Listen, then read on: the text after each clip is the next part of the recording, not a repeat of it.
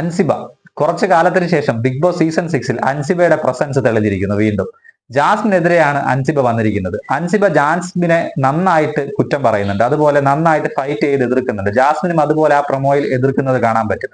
പക്ഷെ ജാസ്മിനെ എതിർക്കുന്നവർക്ക്, ജാസ്മിൻ ഒരു സംസാരിച്ചാൽ, ഒരു കണ്ടന്റ് സംസാരിച്ചുകൊണ്ട് നിന്നാൽ അങ്ങനെ സംസാരിച്ചുകൊണ്ടേയിരിക്കും. എത്ര നേരം വേണമെങ്കിലും ജാസ്മിന് സംസാരിക്കാൻ പറ്റും.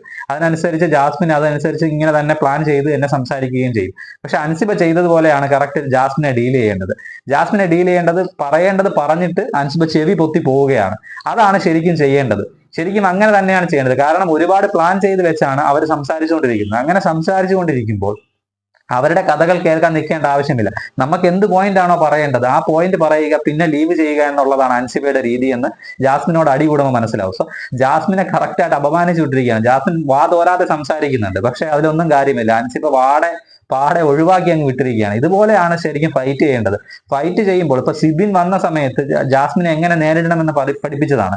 അങ്ങനെ ആയിരിക്കണം അൻസിബയും ഈ രീതിയിൽ തുടരുന്നത്. സിബിൻ ജാസ്മിനെ നേരിട്ട രീതിയിൽ തന്നെയാണ് അൻസിബയെയും നേരിടേണ്ടത്. അൻസിബ ജാസ്മിനെ നേരിട്ടത്. സോ എന്ത് തന്നെ ആയാലും കൃത്യമായിട്ട് ജാസ്മിനെ അളന്നു മുറിച്ചാണ് സിബിൻ ഇവിടെ നിന്ന് പോയിട്ടുള്ളത്. അതുകൊണ്ട് തന്നെ അൻസിബയും അതേ പാതയാണ് തുടരുന്നതെന്ന് തോന്നുന്നു. അൻസിബയെ അപമാനിച്ചു വിട്ടിരിക്കുകയാണ് ജാസ്മിനെ. ജാസ്മിൻ ഒരുപാട് വാദോരാതെ സംസാരിക്കുകയും പക്ഷെ അൻസിബ ചെവി പൊത്തി പോവുകയും ചെയ്യുകയാണ് ചെയ്യുന്നത്.